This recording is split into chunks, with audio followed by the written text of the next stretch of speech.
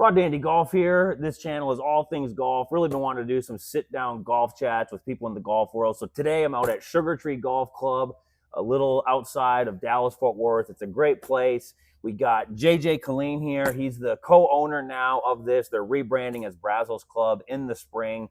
Known on Twitter as West Texas Driving Range Pro, has a large following. Give him a follow. All the links will be below in the description.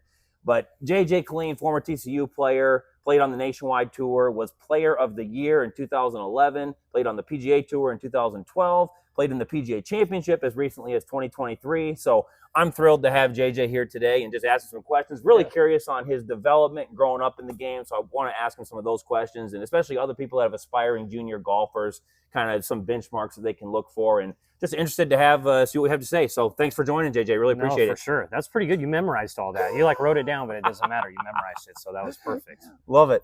Love it. Now, how long? We'll just give a short blurb here on Sugar Tree. I've been out playing this morning. It's in great shape. It's a lot of fun, some good challenging holes. But how long you were here since last? You've been here since last summer? Yeah, since June. Okay. So, I mean, we've been here, just about 6 months now. And kind of our intent was to, me and my buddy, KP, everybody calls him, but, our intent was just to have a club, kind of create our own club that had a cool culture, was a great place to visit.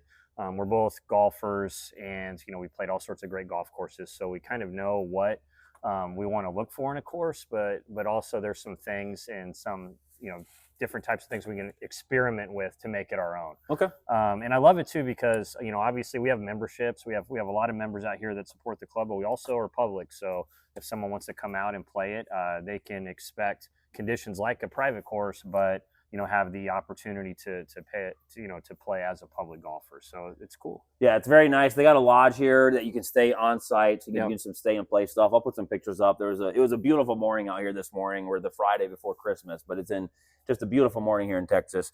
Great. So you were born and raised in California, right, and that's where you did junior golf. Is that correct? Yeah, I did. San Diego. So San Diego has like a really big junior golf kind of historic program.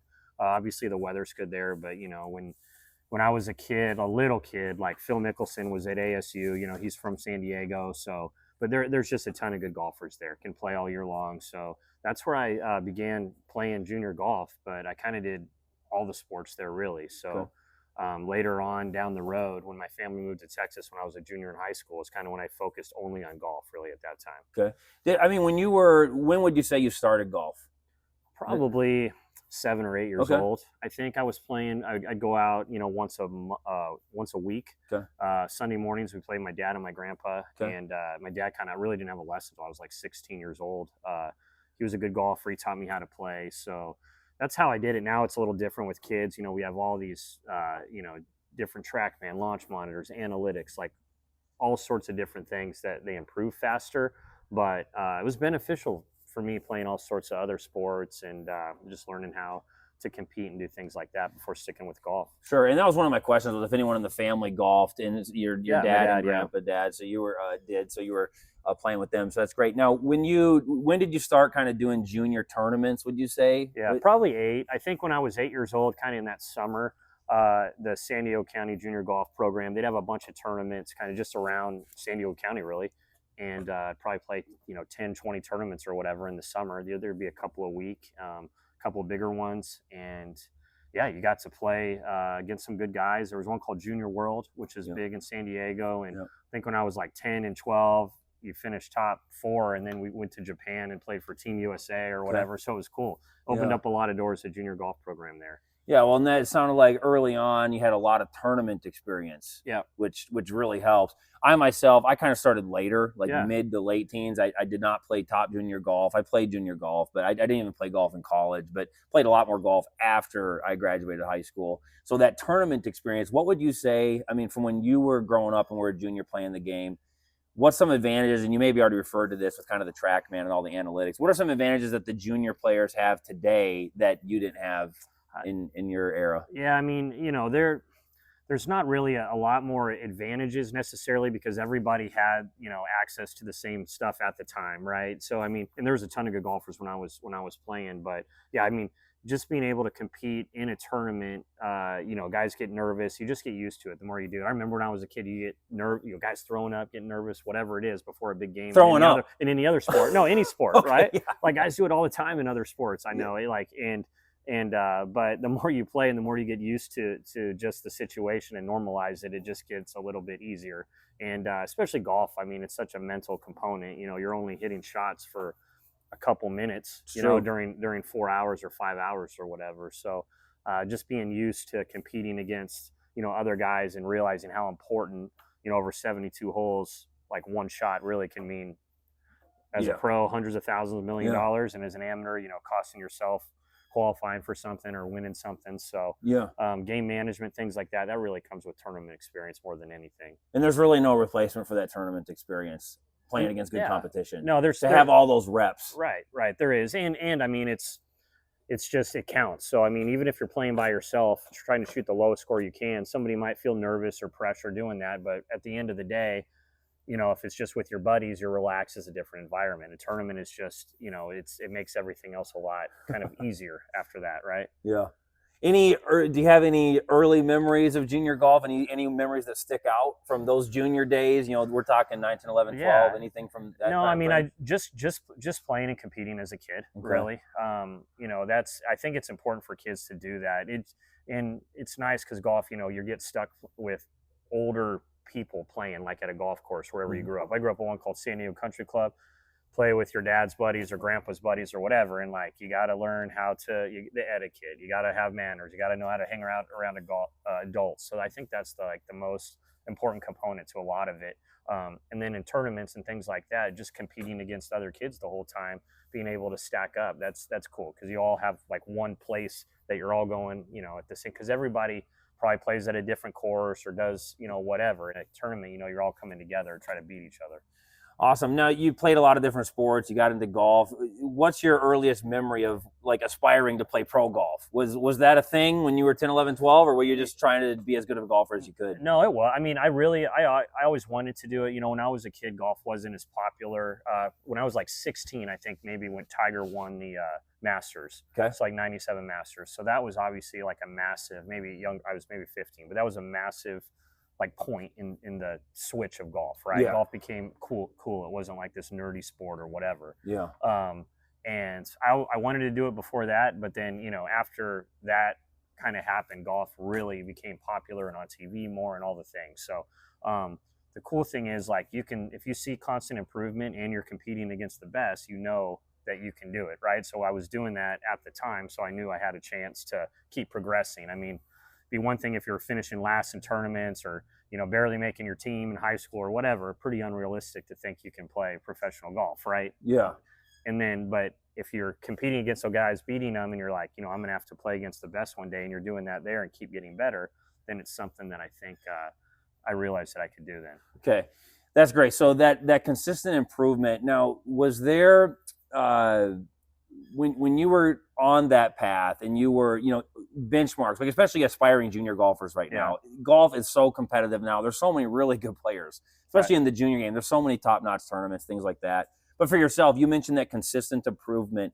I think in my mind, I always thought, got to be able to shoot in the 60s. What are some benchmarks, especially for parents out there, that their kid thinks they want to play pro golf or they want to play college golf, Yeah. Well, the easiest benchmarks are tournaments because, like, if your kid competes well in a tournament and plays well in a tournament, then you know that they can do it. That's what's cool about golf. It's an individual sport. So, like, you don't have anyone bailing you out necessarily like you might at a team sport. So, I mean, if you're playing in tournaments and competing and winning and almost winning, just contention consistently, that you can do it. So, I mean, as far as like practice and training and things like that, there's plenty of good coaches that can have helped other good players that can kind of help them get dialed there. But you got to play tournament golf and get used to the competition and then compete against them. And then that you can actually, do it and get better. All right. That's what I would say. Because anybody can play golf with their buddies at the club. Everybody has a story about the kid at the club that's really good, the best guy, maybe goes pro, whatever. I mean, it doesn't matter in a tournament with the other good kids, the best ones that are his age. If he beats all those guys, probably the best, right? Because he just did it. So got to consistently compete all the time. Parents, if your kids are interested in golf and they want to play in college golf, get them in some tournament golf. There's no replacement for that. Yeah. That's what we're hearing here. Yeah. This would be interesting to get your perspective. One of my, I think, regrets from junior golf, a lot of times, like especially the kids around the course that I worked at, we played from the tips all the time. Yeah. You're playing like as far, you want to play as far as it can go. But really what that did is it taught me to play par golf. Yeah, sure. It even got me in a mindset thinking that par is good. And a lot of times par is good, but not in tournaments. Yeah. Par in tournaments ain't going to work. Right. So it kind of got me, and I've heard DeChambeau talk about this, where he talks about play the forward tees when you're little, get used to shooting way under par and going way low. And myself, I wasn't going to play D1 college golf, but it got me thinking, par's fine. Well, par's not bad, but as far as tournament golf, it ain't going to work. No, it is. Yeah, that's right. I hear exactly what you're saying. It's learning how to go low is an acquired skill for sure. So it's learning how to go low is an acquired skill. Yeah, so it's like that's why guys are like, once I break, the easiest way to do it is really once you break par from XT, you move to the next one, right? That's usually kind of the threshold, because if you're breaking par from one tee up from the back, you're probably good enough to play the back, right? And if you're breaking par from the women's or reds or whatever they're called now, you can move to play the whites and vice versa. That's usually a pretty good way to do it. Okay. So if you're a junior golfer, play from tees that you play them until you start breaking par on them. Yeah. Once you start breaking par on those tees, move back a set and then just progressively go all the way back. But it does seem to get you more in a mindset of going under par. Sure. And it's a goal. It's like, I want to break par from here. That's your goal, to break par from that tee, right? Yeah. It's not like I'm just going to try to shoot par from the back, and if I shoot a 90, I don't shoot par, but I shot a 90. It's like, no, you know that if you're not shooting a good score from farther up, you have no reason to move back, right? But once you do, it's like a goal. I got to get there, and then boom. Do you remember when you were a junior golfer and when you started shooting in the 60s? Do you remember breaking 70 for the first time?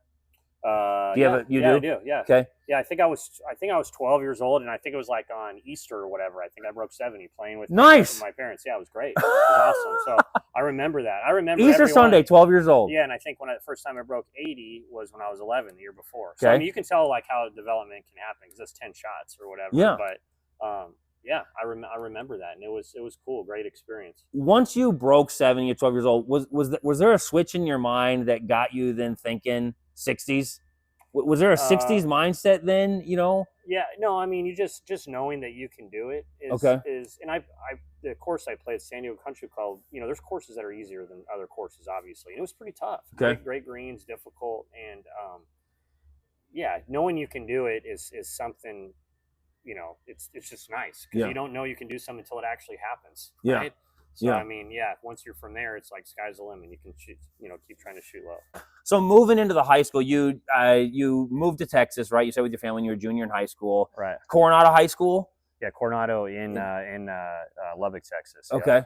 Coronado High School. And you won the individual title in 2000. Right. In 5A.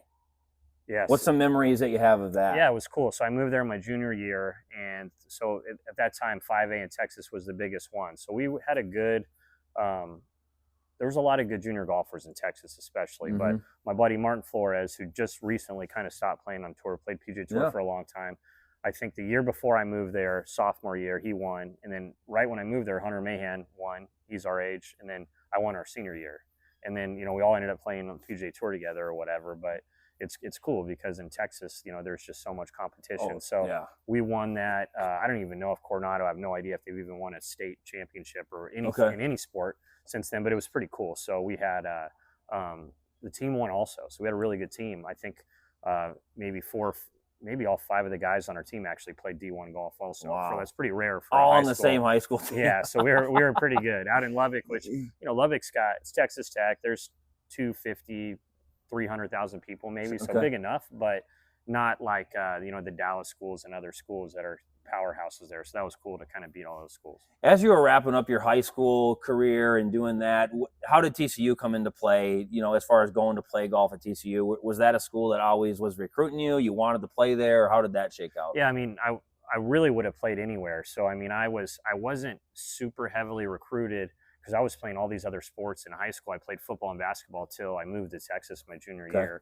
And then I started getting a lot better when I moved to Lubbock, and the weather's way worse there than San Diego, but we play golf every single day, practiced. And so you're good in the elements. Yeah, good in the elements, got recruited, wind, all that, got recruited by some schools that were good, golf programs. And then after I won the state thing, I got quite a few offers also. So that's how I ended up in Fort Worth. Okay, awesome. And then TCU, I want to talk a little bit about that.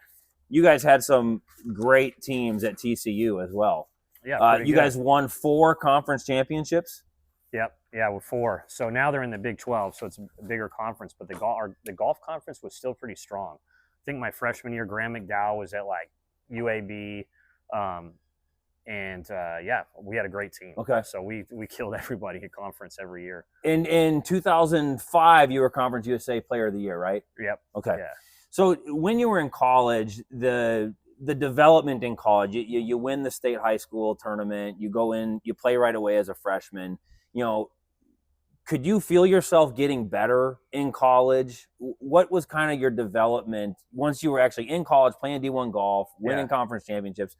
What did it feel like at that point as far as improvement goes? Yeah, well, so for me, what was beneficial was, even though I played for 4 years, my first year we had 5 seniors on the team.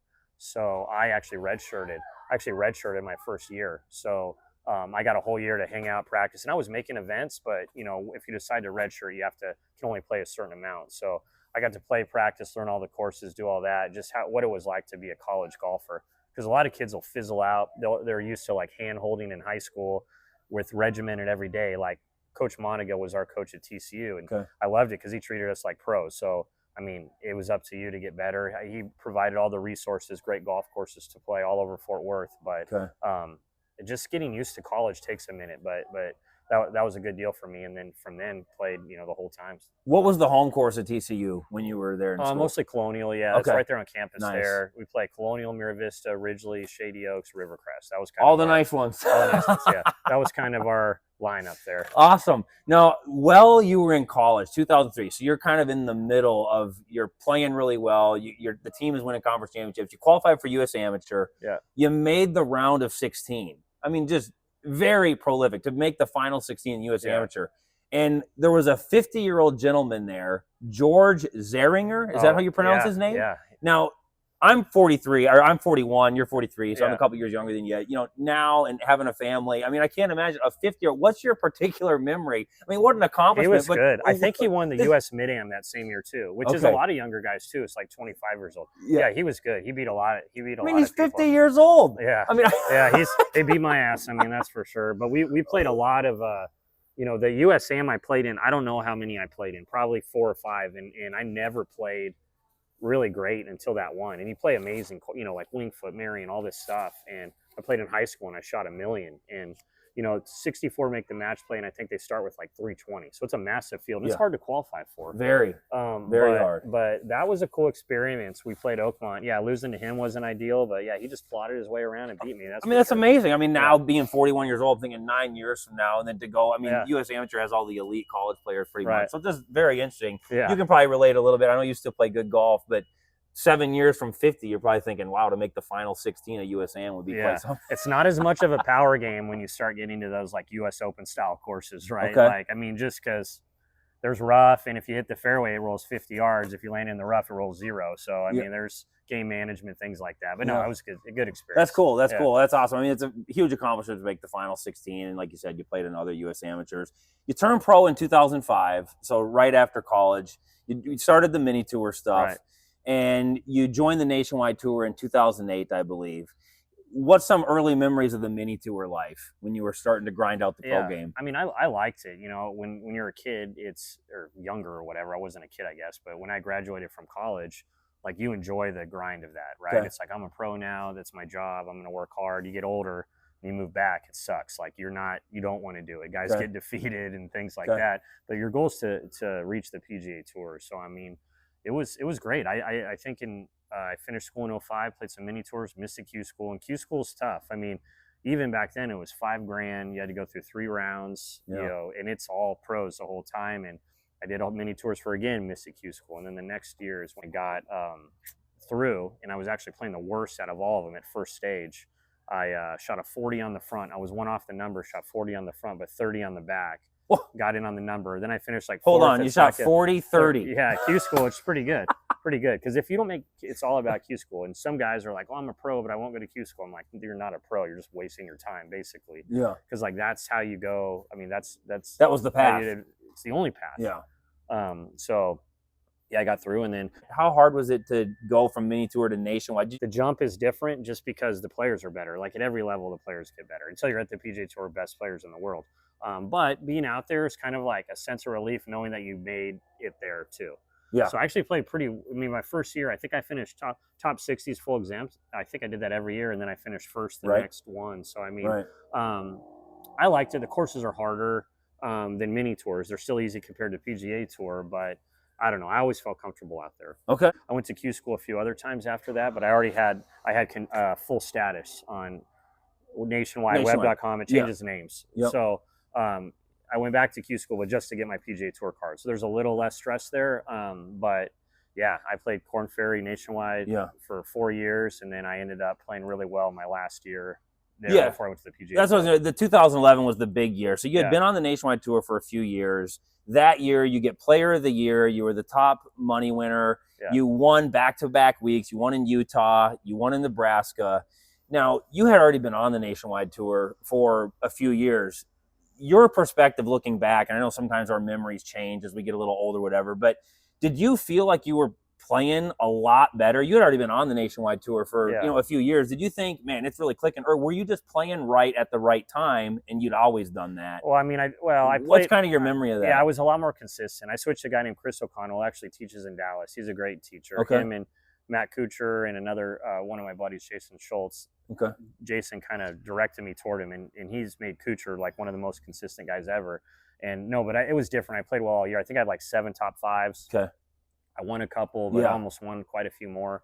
And it was just, nice, consistent year. So I knew the courses too, having played it for 4 years. Okay. I mean, every year they switch up some of them, but just, once you're on Korn Ferry Tour, it's a lot different than mini tours because you're traveling literally all over the world. You're in Australia, New Zealand, South America. That's different than driving from 3 hours to play in this event, 5 hours playing that event, whatever. It's a different grass, just flights. It's totally different dynamic. So awesome. It prepares you for the big tour for sure. Okay. And then your first win that you had, I believe it was let me check my note here real quick. Yeah, your first win, the Utah Championship. The first round you shot 62. Yeah. That's really low. When you're having a round like that, is the mindset foot on the gas the whole way? I mean, I know we talk about thinking about score. You surely know you're playing really well. There's almost no way to ignore it. Yeah, so the Korn Ferry Tour is a little different because the scores are low. So, I mean, there's plenty of times I've shot 63, 4, 5, 6, and I'll play in the morning. So the second round, you always play in the afternoon. It's flip-flops, and I'll be 4 behind the lead when I get to the course the next day. So, like, especially the first round. Maybe the last round, where every shot equals dollars is a lot different. But yeah, unless you're trying to break 60 or something, you just know that if you're shooting a score like that, there's probably other guys that are in that ballpark, and you got to keep your foot on the gas the whole time. Now, that your very first pro victory, you won by 4 shots. So in your mind, do you remember much? Was there much drama there? Were you feeling it? I mean, coming down the stretch, knowing that you were trying to get your first nationwide victory? Yeah, because I think we were tied going into the back 9. So it was definitely there's definitely pressure. Okay. And one birdie to a bogey is 2 shots. Yeah, 2 shot swing. And of course, where guys are making birdies also, guy can birdie multiple holes in a row. Yeah. So it's, there's pressure until you're finished, really. When I was on the last hole in 4-shot lead, that's a little different, I guess. Yeah. But yeah, even the 17, I think I birdied 16 and 17, so I was only 2 up with 3 to play. Okay. And, it's anything can happen at that point, okay. right? The Nebraska one, the Cox Classic. Yeah. That's what it was called. You won that one by 1. So that one sounds like it was a pretty tight tournament. Yeah, it was. I actually had a pretty big lead in that one. I had a couple. I had like an 8-shot lead to some other one I didn't win in the past. So it's hard to cross the finish line. Okay. But yeah, I had a lot of confidence, and I wasn't playing great the last. I think I shot like 7 under, 8 under rounds 2 or 3, something like that. So I was playing really well and had a 4-shot lead. But that was one of those courses where you can make a lot of birdies. And that was a big event for out there, probably one of the biggest ones except the Tour Championship. So, I birdied 17, and I had a nice 2-putt on 18, and it would have been like a 5-person playoff, so it got tight.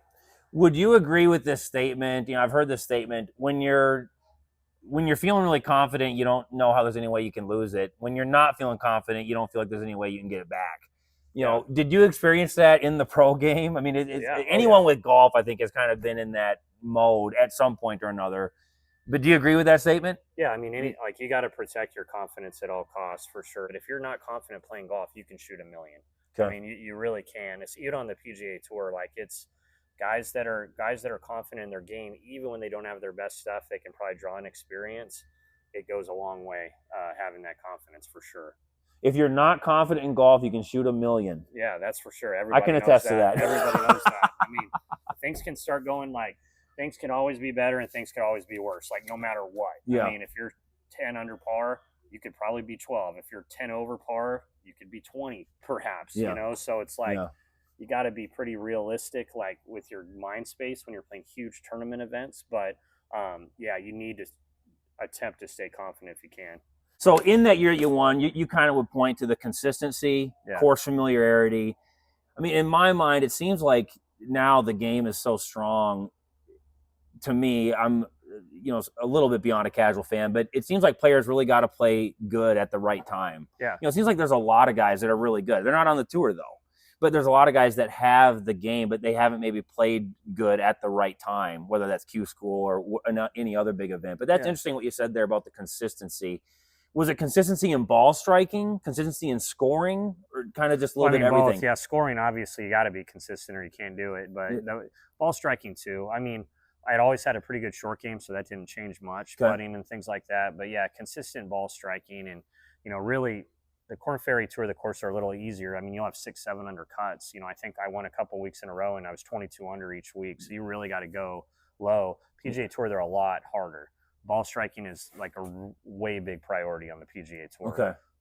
And that's why there's, you'll see a lot of guys that are great ball strikers that hang out there forever that shoot 1 or 2 under. And they do the same thing on Korn Ferry, and that doesn't do anything for you. So, but on the PGA Tour, they'll shoot similar scores, but they'll make, a couple $1 million a year. That's an interesting perspective. Yeah, because it's just harder. The golf courses are harder. Playing the best course in every city, and it's set up as hard as they can get it every single week. Okay. That's really interesting perspective. So you got those guys that are really consistent. They're maybe not taking it deep in the red, but they have a super consistent game, super consistent, and they can hang. I mean, there's some Kevin Streelman's a guy that's a little older. He's been on the tour for years. Of course, yeah. I mean, guys like that. So that he's probably a good example. What's your main memory of the year that you were full time on the PGA Tour? 2012. Yeah, I mean, I didn't play bad necessarily. I made over half the cuts. It was just a matter of like I'd have a bunch of like 20 to 40th finishes. Okay. And really you need to keep your card, at least a couple high ones really does it. So, but I mean, I loved it. Just you're playing like the best golf courses literally in the world. And because of my finish on Korn Ferry, I was in every single event. So after the PGA Tour in 2012, how many years did you go back on the nationwide? I was pretty much the next couple years. I actually missed. I had kind of rotator cuff and some other surgery. So I missed most of the year. In 13 and 14, I played half and half probably. And then 15, I'd play, kind of bounce back and forth. And then moved the family out to Lubbock. In 2016, we had a golf entertainment business that we started with some friends. So I kind of just, tournament golf just took a back seat, really. And we started kind of focusing on that component of it. You did Valero Texas Open in 2015 and 2021.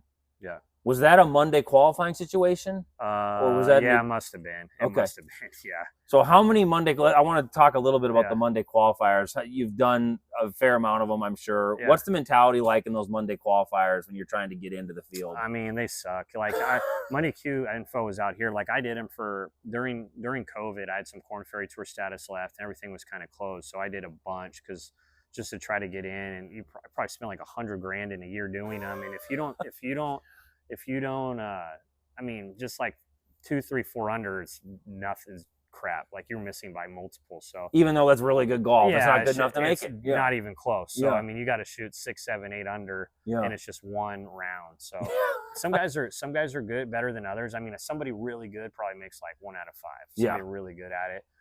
Some guys have had great years where they'll make like half the ones they do or whatever, but it sucks. I mean, it's not. I would not recommend anyone doing that for a whole entire year. Yeah. Unless I had status, so if I got in, it was worth it. I'd shuffle and then I'd continue to play on, Korn Ferry or whatever it was. But for someone to try to turn pro like that, it doesn't really Very difficult. Doesn't happen often. You know, as an observer, one thing that I always talk about is don't think about your score. So naturally, a thought I've always had with Monday qualifying, you know, you've got to shoot way under par. You know, how do you go around like that, not really thinking about your score? What? Yeah, that's not a bad. I mean, for a tournament, that's not a bad thing. A Monday qualifier, it's like you have to. But like mentally, you kind of have a number in your head of what you think will work there. Not thinking about score is not a bad way to do it, as long as you're like, you know, concentrating on that particular shot, doing the best you can on that shot. That's all right, but man, it's hard. It's hard to not do that because you're out there all day. You know, there's, especially now with technology, you look on your phone and see what the number is. Live scoring. Yeah, I mean, if you meet an eagle on the last hole and you're just, you know, oh, I'm going to hit it here and try to make a birdie, well, you know, that doesn't do anything. You might as well try to risk a double, because if you don't make eagle, you're going home anyway. Right. So, I mean, it's tough. Yeah. Okay. But I don't mind, especially amateurs just concentrating on that particular shot's good. That's a little bit of a different dynamic there. Yeah. Really appreciate you taking the time to sit down and chat. I've really enjoyed this. Love talking golf. I'll have all the links below. Come out and see Sugar Tree. They're rebranding next year as Brazos Club, but it's a great golf course in great condition. They have a lodge that you can stay at. I'll put JJ's Twitter link below as well. Give him a follow on Twitter. The West Texas Driving Range Pro. There you go. And I'll be doing more of these sit-down golf chats with different people in the golf world. So don't forget to hit subscribe so you don't miss any future ones. Thanks for taking the time to watch, and we really appreciate JJ taking the time to sit down today. Thanks.